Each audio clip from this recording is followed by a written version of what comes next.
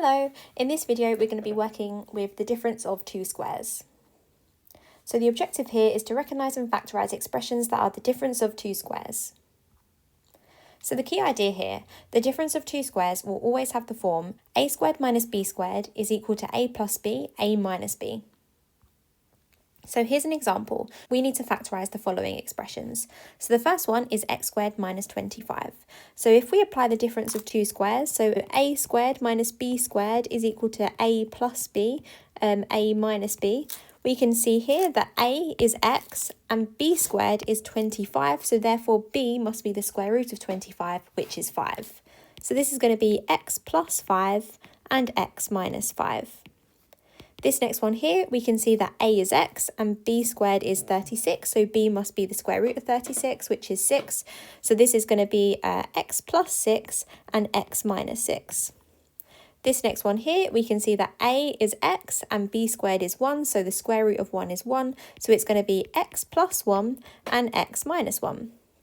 And then this one here, we can see that a is x and b squared is 100, so the square root of 100 is 10, so we can say that this is x plus 10 and x minus 10.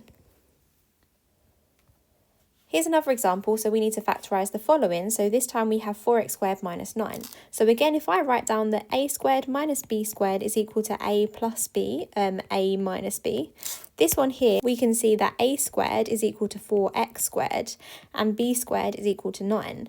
So the square root of 4x squared, so the thing that you have to multiply by itself to get 4x squared, that is going to be 2x, and the square root of 9 is 3. So this one is going to be 2x plus 3 and 2x minus 3. This next one here, we can see that a is m and b is n. So this one's just going to be m plus n, m minus n.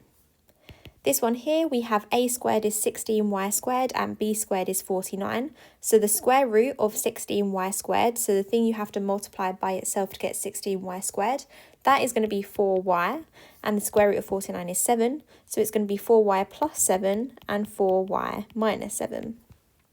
This last one here, the square root of 49a squared is 7a, so it's going to be 7a in both of the brackets, so 7a and 7a, and the square root of 1 is 1, so it's going to be 7a plus 1 and 7a minus 1. So here are some quick fire practice questions on this topic. Pause the video, have a go at these, and I'll reveal the answers in a moment.